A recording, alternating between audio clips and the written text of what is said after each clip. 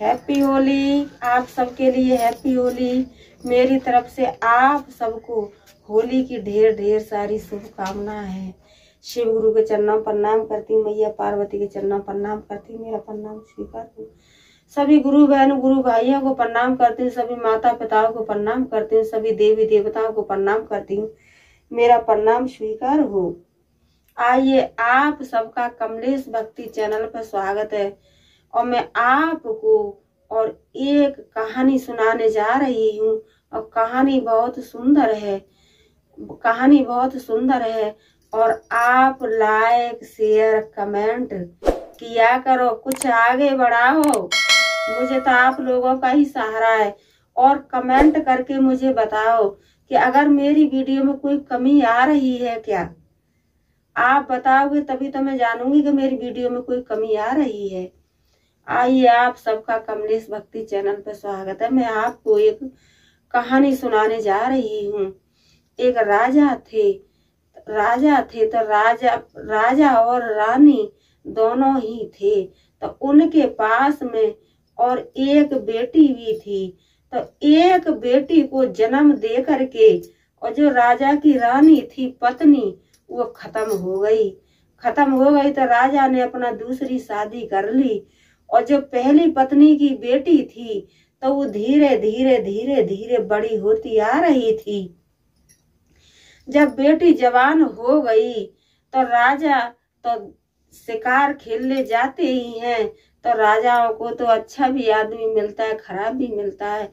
तो राजा जैसे शिकार खेलने के लिए जाते थे तो वहां पर जंगल में और साधु संत रहते थे।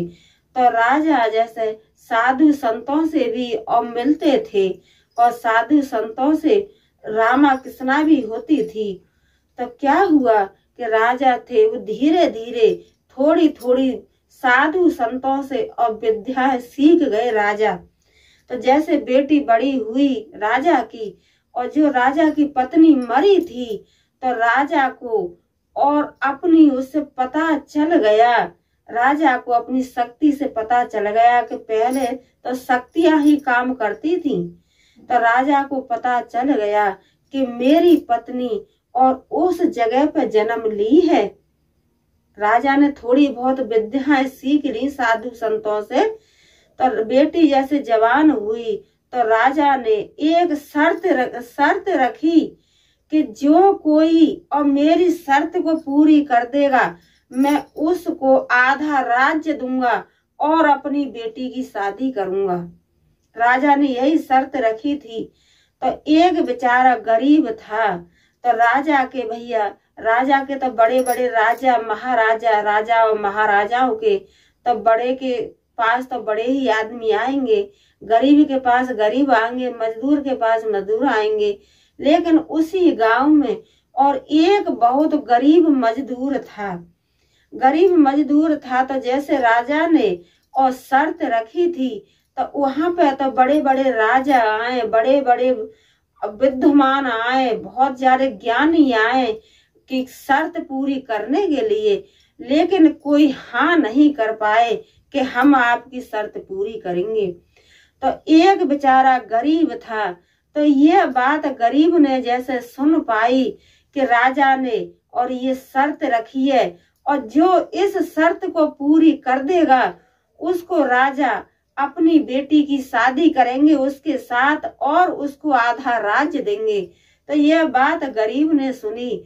तो गरीब बेचारा गया, वो भी जाकर के बैठ गया। तो राजा ने शर्त रखी तो किसी की हिम्मत नहीं हुई, क्योंकि राजा थे, किसी की हिम्मत नहीं हुई। लेकिन जो गरीब था वो अपना प्रभु का नाम ले करके कि हे प्रभु दया कीजिए मेरे प्रभु। तो वो प्रभु का नाम ले करके अब गरीब खड़ा हो गया कि राजा साहब मैं आपकी शर्त पूरी करूंगा। तो इतने राजा कहने लगे कि तू शर्त पूरी करे। वो इतने यहाँ पे ज्ञानी महाज्ञानी विद्वान साधु संत इतने बैठे हैं और किसी ने भी मेरी शर्त मंजूर नहीं की और तू मेरी शर्त मंजूर क्या कर सकता है। तो गरीब कहने लगा कि नहीं राजा साहब मैं आपकी शर्त पूरी करूंगा, मैं आपका वायदा निभाऊंगा। तो क्या हुआ कि 3 बार और राजा से उसने तरबच्चा भरवाए गरीब ने, और गरीब कहने लगा कि राजा साहब, अगर मैंने आपकी शर्त पूरी कर दी तो मैं आपसे आधा राज्य भी लूंगा और अपनी बेटी की साथ शादी भी करूंगा, तुम्हारी बेटी के साथ शादी भी करूंगा और आधा राज्य भी लूंगा मैं।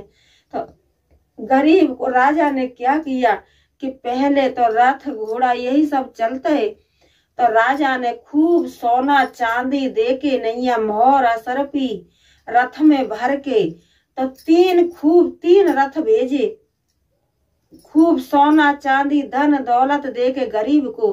तो गरीब बेचारा गया अपनी माँ के पास और माँ से कहने लगा कि माँ, मैं जा रहा हूँ एक राजा की शर्त पूरी करने के लिए, और माँ ये इतना सोना चांदी मोहर असरपी आप रख लो, क्यों कि मेरा कुछ पता नहीं है, मैं आ भी सकता हूँ और नहीं भी आ सकता हूँ, आ भी सकता हूँ नहीं भी आ सकता हूँ, और आधा ये धन है सोना चांदी ये आप रख लो, मैं मर भी जाऊंगा फिर भी आप ऐस मौज से रहना, और लौट के वापस भी आऊंगा फिर भी आप ऐस मौज से रहना। तो माँ के लिए और आधा धन दे के चला गया, सोना चांदी दे के चला गया, और जो अपना गरीब बेचारा भगवान के साथ विश्वास पे और प्रभु का नाम लेते लेते, हे शिव गुरु दया कीजिए महादेव, हे मेरे प्रभु दया कीजिए, हे प्रभु दया कीजिए, इसी तरीके से प्रभु का नाम ले करके और रथ में बैठ करके और राजा की शर्त पूरी करने के लिए चला गया। चलते चलते चलते चलते एक बन नाक दो बन नाके नाकत नाकत मानो दूसरे राज्य में पहुंच गया। तो वहां पर और जंगल में साधु संत थे, तो साधु संत उससे कहने लगे कि तू यहाँ क्या करने आया है रथ पे सवार हो करके, और यहाँ पे तो इतना भयंकर है ये देश, यहाँ पे बहुत भयंकर है, अगर किसी को पता चल गया कि तू दूसरे देश से और इस देश में आ गया है तो तुझे यहाँ से जिंदा नहीं जाने देंगे, तुझे मार देंगे। लेकिन राजा का जो गरीब का बेटा था वो तो भगवान पर विश्वास रखता था और भगवान का ही सहारा लेके, और जिसको कहते हैं कि जाको राखे साईया मार सके ना कोई, तो वो तो जिसके सर पे प्रभु का हाथ है उसे कोई कुछ कर नहीं पाता है। तो उसे तो अपने प्रभु का विश्वास था, वो तो अपने प्रभु के सहारे गया था, प्रभु का नाम ही लेकर के गया था। तो और सब सारे उधर के डराने लगे, तो वो तो अपना सोचने लगा कि मेरा कोई कुछ नहीं कर पाएगा क्योंकि मेरे प्रभु मेरे साथ है, मुझे तो अपने प्रभु का विश्वास है। तो सारे संत साधु जो भी थे उधर के कहने लगे कि तुझे इतना सावधानी से यहाँ पे रहना है कि बाहर के मनुष्यों के सामने तुझे नहीं पड़ना है। और उसने गरीब ने कहा कि राजा साहब मुझे ये बताओ कि इस राज्य में जो राजा हैं उनकी पत्नी खत्म हुई तो उनकी पत्नी उस राजा का मुझे नाम बताओ, उस राजा का मुझे घर बताओ, मैं उनकी पत्नी से उनकी पत्नी से और मिलना चाहता हूँ, क्योंकि राजा को जहाँ से आए थे तो वहां तो उसी शर्त पूरी करने के लिए आए थे कि मेरी रानी जहाँ पे है तो मेरी रानी को लेकर के आना है। शर्त इसी बात की थी कि जहाँ भी कोई मेरी रानी को लेके आएगा उस जगह से उसी के साथ मैं अपनी बेटी की शादी करूंगा और अपना आधा राज्य भी दूंगा। तो उसके पास में जो बेटी थी तो उसकी ही माँ खत्म हो गई थी, तो उसी माँ ने और दूसरे राज्य में जन्म लिया तो वही उसकी शादी हुई थी उसी राज्य में।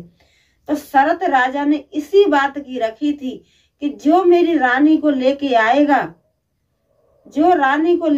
आएगा मैं उसके साथ अपनी बेटी की शादी करूंगा और अपना आधा राज्य भी दूंगा। इसी तरीके से कहानी चलती रही।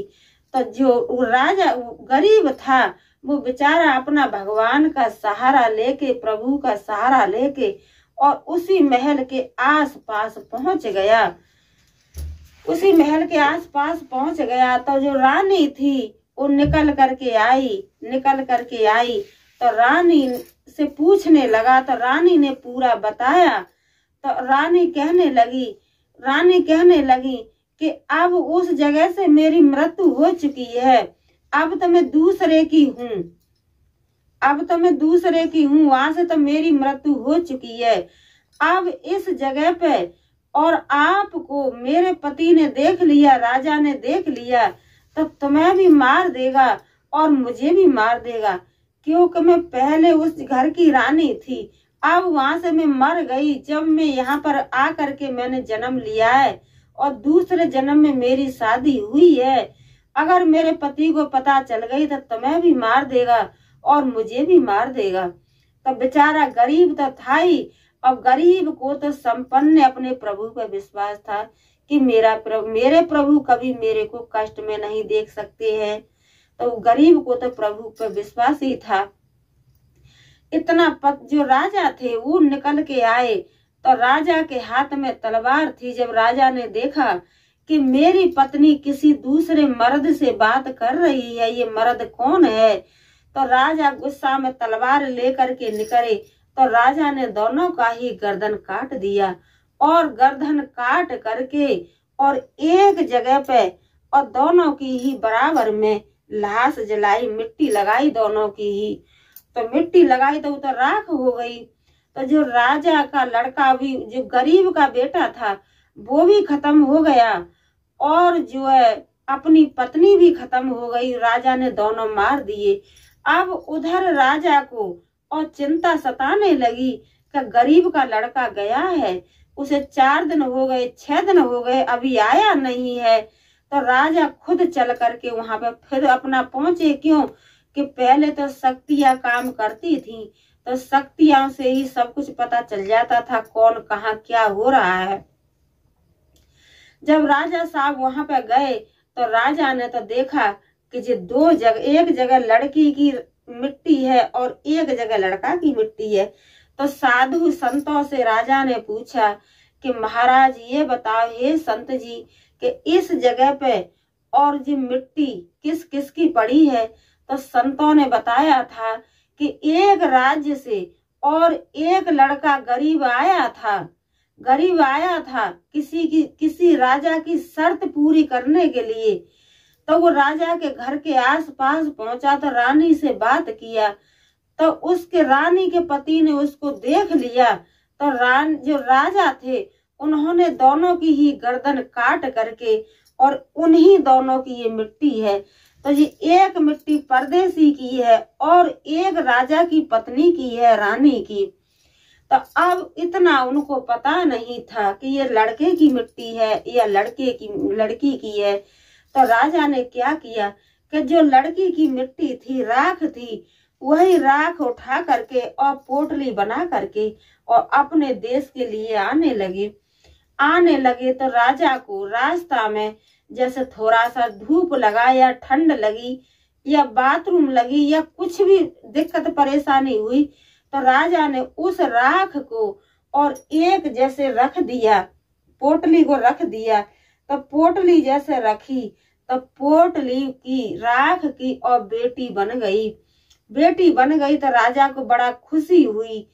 तो राजा साहब कहने लगे कि आओ बैठो घोड़ा पर।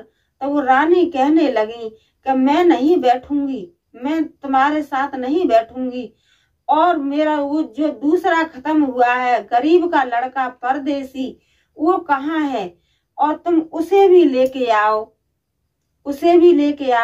तो रानी ने जिस शर्त रखी थी कि तुम उसे लेके आओगे जब ही मैं तुम्हारे साथ जाऊंगी, उससे पहले मैं जाऊंगी नहीं। तो राजा ने और लड़की को वहीं छोड़ दिया और गए थे वहां पे शादी करने के लिए, उसके लड़का की मिट्टी लेने के लिए। तो लड़का की मिट्टी लेने के लिए गए तो लड़का जैसे वहां से आए तो जहाँ पर लड़की की मिट्टी रखी थी वही लड़का की भी मिट्टी रख दी। तो लड़का भी 12 वर्ष का बन गया और लड़की भी 12 वर्ष की बन गई। तो अब राजा साहब कहने लगे कि आओ दोनों बैठो मेरे घोड़ा पे, बैठो मेरे दोनों घोड़ा पे, और मैं जो है अपनी बेटी की शादी और इस गरीब के साथ करूंगा और तुम्हारी शादी मैं अपने साथ करूंगा। तो लड़की थी, लड़की कहने लगी कि मैं ऐसा नहीं कर सकती हूँ, आप तो मेरे पिता के समान हो। मैं पहले उसमें आपकी पत्नी थी, लेकिन इस टाइम में तो मैं आप मेरे पिता के समान हो, और इसने दूसरे ने गरीब ने मेरे पीछे अपनी जान दी है, तो मैं शादी इसी के साथ करूंगी। तो राजा फिर कहने लगे कि नहीं, तुम मेरी रानी बनोगी और ये इसके साथ तो मैं अपनी बेटी की शादी करूंगा और आधा राज्य दूंगा। तो लड़की थी, तो लड़की ने यही शर्त रखी थी, लड़की ने शर्त रखा था कि इसने और मेरे लिए अपनी जान खोई तो मैं शादी इसी के साथ करूंगी। तो इस दोनों के अंदर जैसे भेदभाव होने लगा। तो आखिर में राजा साहब कहने लगे कि ठीक है, जी तुम्हें लेके आया था, लेने गया था और तुम्हारे पीछे इसकी जान चली गई, इसने दोबारा जन्म लिया है। तो राजा ने और अपनी बेटी तो अपने घर ही में रख ली, और जो वहां से राजा की पहली पत्नी थी दोबारा अब के जो वह मर गई, तो दोबारा उन्होंने तीसरी बार ये जन्म लिया था। तीसरी बार जन्म लिया था, जैसे यहाँ से मर गई तो वहां जन्म लिया, वहां से जन्म लिया। तो जब इनके पास आई थी गरीब के पास, तो राजा ने हंसी खुशी से और दोनों की भामा डाल दी और आधा राज्य दे दिया, और अपनी उसकी भी भामा डाल दी अपनी पत्नी की। तो गरीब बेचारा गया भगवान पे विश्वास करके, तो बड़ी चौड़ी छाती करके अपने माँ के पास गया और माँ से कहने लगा कि माँ देखो, मैं इतना भगवान पर विश्वास रखा तो प्रभु ने मेरी मनोकामना पूर्ण की। तो यही कहते हैं कि जो भी भगवान पर प्रभु पर विश्वास करता है वो कभी दुखी नहीं रहता है। तो हे प्रभु, जैसे आपने उस गरीब की मनोकामना पूर्ण की, ऐसे ही सभी बहन और भाई सभी भक्तों की मनोकामना पूर्ण करना, सबको खुश रखना। बोलो मैया पार्वती की जय, बोलो शंकर भगवान की जय, बोलो सच्चे दरबार की जय। हर हर महादेव।